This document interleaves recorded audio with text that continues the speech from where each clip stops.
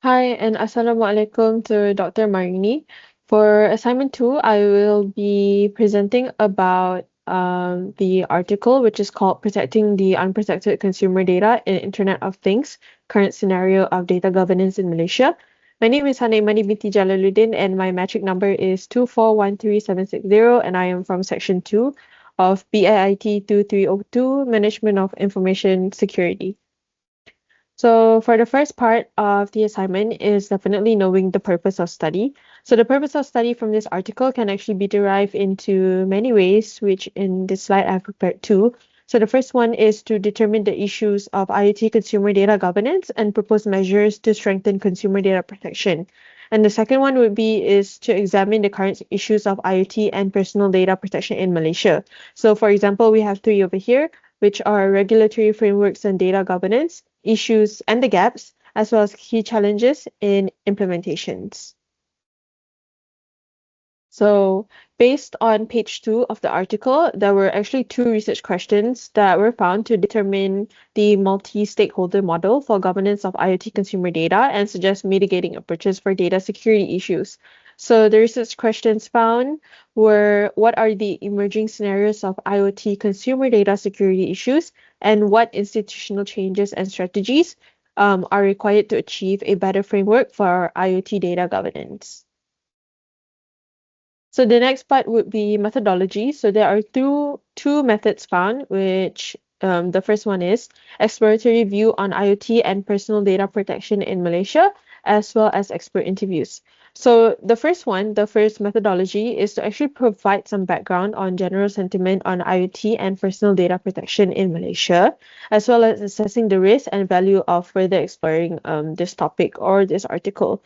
So the first method actually applies a purposive sampling on respondents, where the person must have experience in using IoT devices, like maybe smartwatch, okay, and they also have to have good exposure or knowledge on IoT related issues. So qualitative survey was actually distributed online with four main parts, which are the respondent's profile, IoT and personal data security, privacy by design model, as well as consumer data governance over a period of 3 weeks. And the final number of respondents received was 255. So the second methodology is talking about the expert interviews. So the expert interviews is done to dive further into issues identified in the survey and gather suggestions for a better IoT data governance framework, specifically addressing the institutional changes required. So 11 experts were actually identified and interviewed, and they were actually selected based on holding a senior position in an organization involved in cybersecurity, personal data protection, IoT application development, or research or consumer awareness groups within Malaysia or uh, Asian region. So interviews were conducted face to face, which lasted about 2 to 3 hours, and the recordings were manually transcribed to ensure correct data interpretation. So there were three key findings that I found. The first one is consumer perceptions and concerns. The second one is issues with current regulatory framework, PDPA 2010. And lastly, proposed institutional or strategic requirements. So Malaysian consumers, so the first one, okay, the first one says that Malaysian consumers are actually highly concerned about IoT data risks and they are aware of PDPA and believe they should own their data, but trust government regulators the most. And then the second one is it says that current PDPA is actually inadequate, which is not enough, outdated as well as limited in scope, excludes the public sector, while enforcement agencies actually lack the resources and expertise for IoT specific issues. And the last one says that proposed institutional or strategic requirements actually advocates for shifting primary accountability to device manufacturers and implementing a multi-stakeholder model for IoT data governance based on key GDPR principles. So what about the implications? So there are two implications here, which is declining public trust will actually slow IoT adoption unless the governance improves. And then the second one is Malaysia actually must shift towards shared accountability and a multi-stakeholder governance model.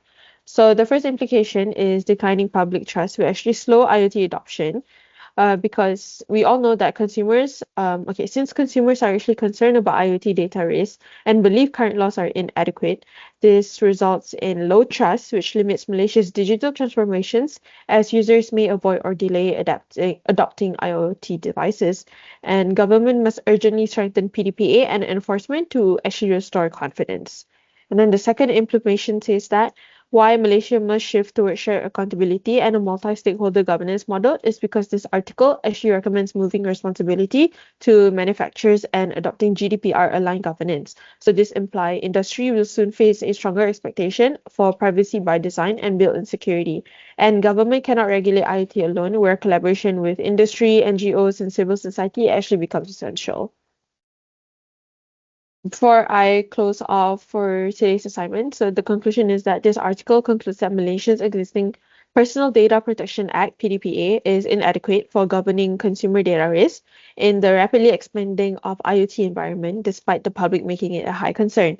So, to effectively protect the consumers, the authors have advocated for an urgent institutional and strategic shift that moves accountability onto device manufacturers and implement a multi-stakeholder governance model that is actually aligned with international best practices like GDPR principles. So this approach is important to strengthen data protection in the region and also secure trust in digital company. So that is all from me. Thank you so much, Dr. Marini, for listening. Bye.